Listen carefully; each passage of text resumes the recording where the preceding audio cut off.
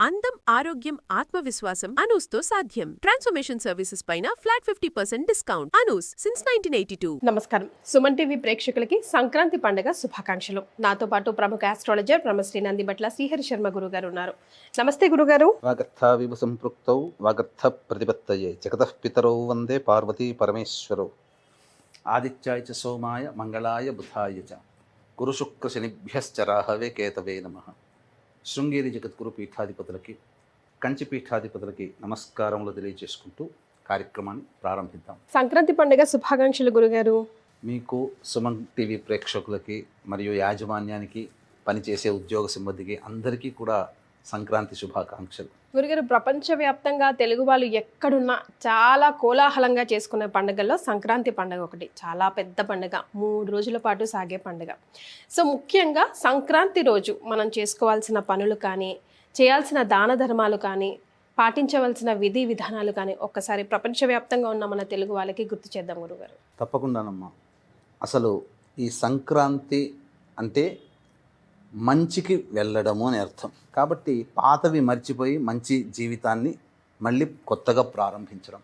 అంతేకాకుండా దేవతలకి కాలంగా చెప్పబడింది. ఈ యొక్క మకర సంక్రమణం రోజు నుంచి, అనగా సంక్రాంతి నుంచే దేవతలకి అది పగలుగా, దక్షిణాయనం అంతా కూడా చీకటిగా ఉండడం.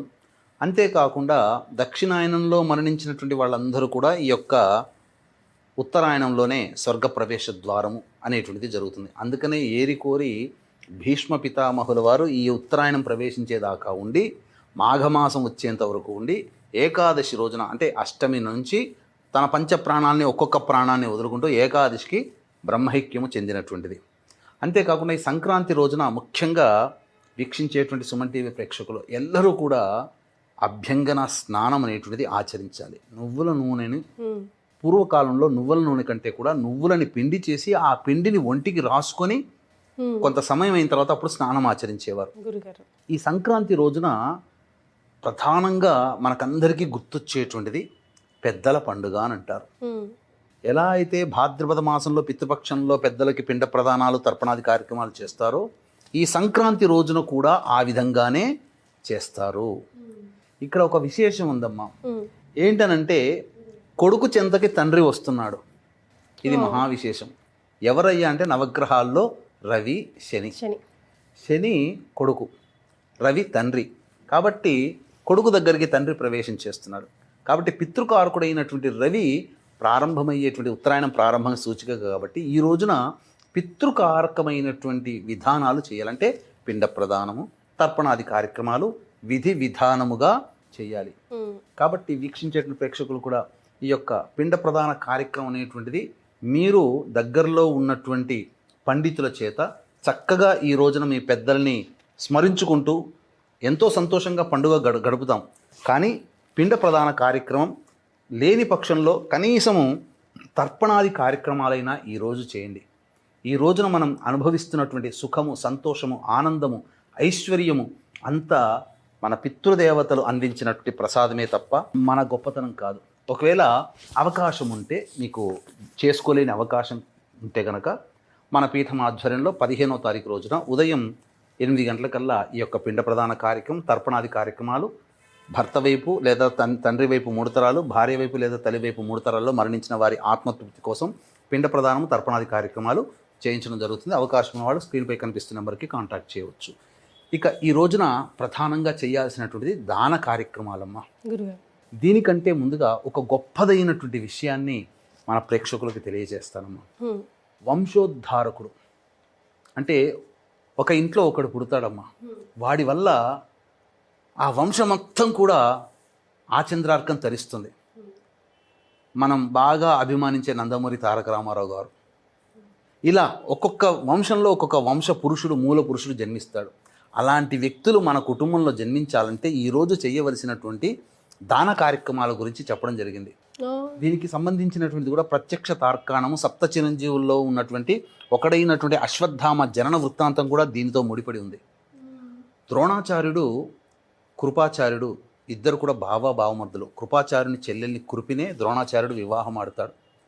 వివాహము దారిభ్యత, వాళ్ళు కటిక దారిద్ర్యాన్ని అనుభవిస్తున్నారు. కందమూలాదులు తినడానికి కూడా ఓపిక లేదు. పెంచుకునే ఆవుని కూడా పోషించుకునే స్తోమత లేనటువంటి కడు దారిద్ర్యమైనటువంటి స్థితిలో ఉన్నప్పుడు దూర్వాస మహాముని ఆ ఆశ్రమం గుండా వెడుతూ కృపి ఇంట్లోకి వచ్చాడు. రాగానే అప్పుడు ద్రోణాచార్యుడు కట్టెలు తీసుకోవడానికని వెళ్ళాడు. వెళ్ళిన తర్వాత ఆమె చక్కగా అతిథి సత్కారం చేసింది. అంతా తన బాధనంతా దూర్వాస మహామునికి వెళ్ళబుచ్చుకుంది.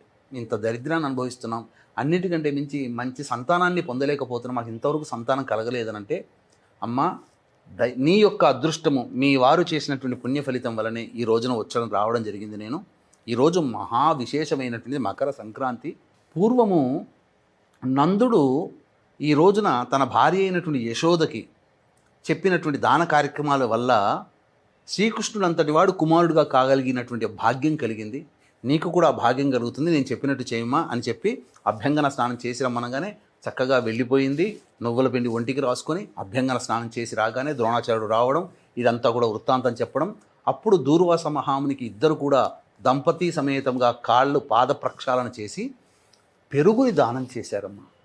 ఈ రోజున ఎవరైతే సద్బ్రాహ్మణుడికి పెరుగుని దానం చేస్తారో వంశోద్ధారకుడైనటువంటి పుత్రుడు జన్మిస్తాడు. ఇది శాస్త్రము. అందుకనే అశ్వత్థామ జన్మించాడు. సప్త చిరంజీవుల్లో ఒకడు. ఆయన నిలబడితే ఈ యుద్ధరంగంలో ఎవరు ఎదిరించే శక్తి లేదు, అంతటి గొప్పది. అంతేకాకుండా మనకు కలియుగ వెంకటేశ్వర స్వామి, దైవం వెంకటేశ్వర స్వామి కదా, అర్చామూర్తి.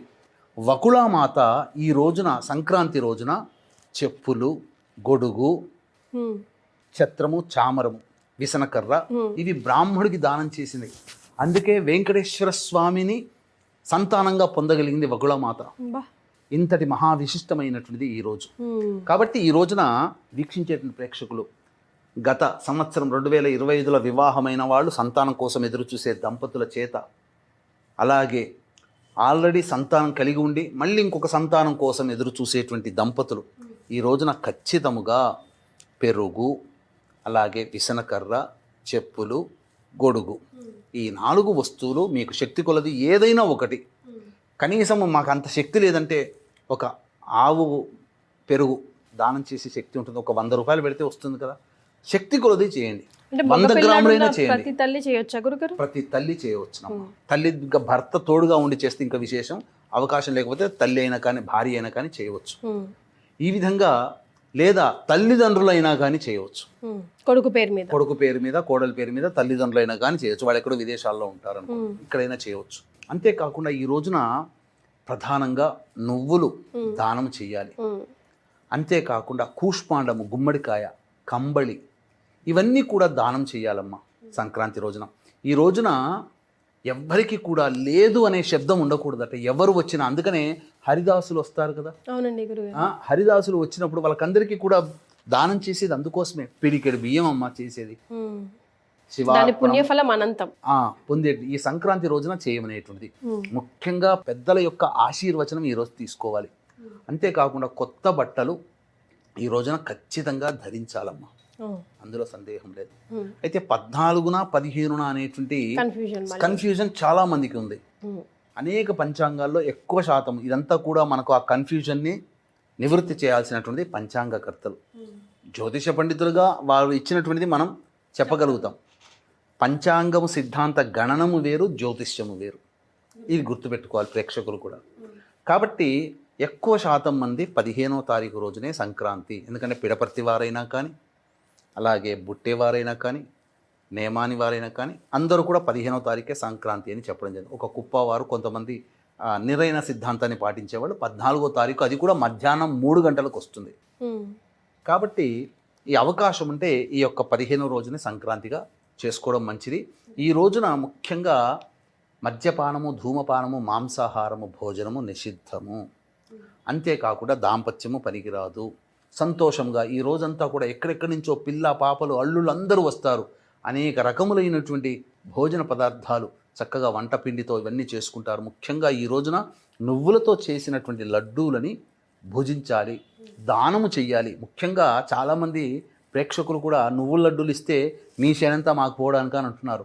మనము ప్రత్యక్షంగా నువ్వులు దానము చేస్తేనే ఆ సంబంధించినటువంటి దోషము తప్ప, నువ్వులు చేతికిస్తే దోషం తప్ప, ఆ నువ్వులని మార్చి ప్రక్రియ పిండి వంటగా చేసినప్పుడు దానికి ఆ దోషము ఉండదు. పసుపు కుంకుమలతో వాయినంగా కూడా ఇస్తుంటారు. ఇస్తుంటారమ్మా, చేసుకోవచ్చమ్మా. ఈ రోజున సంక్రాంతి పండుగ రోజున ఆ విధంగా చేస్తారు. అలాగే పిల్లలు పెద్దలు అందరూ కూడా ఎంతో ఆనందంతో గాలిపటాలు ఎగురవేస్తారు. మొత్తం మన కేవలం ఈ యొక్క భూమంతా పంచరంగులతోనే కాకుండా ఆకాశం కూడా రంగుల వల్లికగా పతంగాలతో నిండిపోయి ఉంటుంది. అంతేకాకుండా ఈ రోజున అన్నీ కూడాను చక్కగా రంగవల్లికల ముగ్గులు వేస్తారు. శోభాయమానంగా ఉంటుంది. అంటే ఏదో ఒక కొత్త లోకంలోకి అడుగెట్టామా అన్నట్టుగా ఉంటుంది. ఇదంతా చూడాలంటే ఆంధ్రప్రదేశ్లో ఎక్కువగా మనకు గోచరమవుతుంది. తెలంగాణలో పల్లె ప్రాంతాల్లో, అసలు పట్టణంలో ఉన్న వాళ్ళంతా కూడా నిర్మానుష్యం అయిపోతుంది. అందరూ ఆంధ్రప్రదేశ్ వెళ్ళిపోతారు. రోడ్లన్నీ ఖాళీ. కానీ అక్కడ మాత్రం ఎక్కువగా, ముఖ్యంగా ప్రభలు అనేటువంటిది ఈ రోజున ఎక్కువ పెడతారు అనేక ప్రాంతాలలో. అంతేకాకుండా ఈ రోజు ఒక గొప్ప విశిష్టత ఉందమ్మా. ఏ రోజు లేనటువంటిది ఈ రోజుకు ఒక గొప్ప విశిష్టత ఉంది. అంటే కర్ణాటకలో భూమండలానికి 3000 పైన అడుగుల ఎత్తులో శివగంగ అనే ప్రదేశం ఉంది. ఆ ప్రదేశంలో ఒక రాతి స్తంభము, ఆ రాతి స్తంభము కింద ఒక రాతి సంబంధించినటువంటి గిన్నెలాగా ఉంటుంది. అది కేవలం ఒక్క మకర సంక్రాంతి రోజునే 80 ఔన్సుల వరకు ఉండేటువంటి నీరు వస్తుందట. ఇంకా ఏ రోజు రాదు. 80 ఔన్సులు దాన్ని చక్కగా తీస్తారు, బంగారు చెంబులో పోస్తారు. సగం మైసూరు మహారాజు వారికి వెళ్తుంది. ఆ సగము ఆ యొక్క శివగంగకి, అక్కడ ఉన్నటువంటి పరమేశ్వరుని అర్చించుకునే ప్రేక్షకులకి మళ్ళీ తీర్థంలో కలిపి అదంతా తీర్థం ఇస్తారు.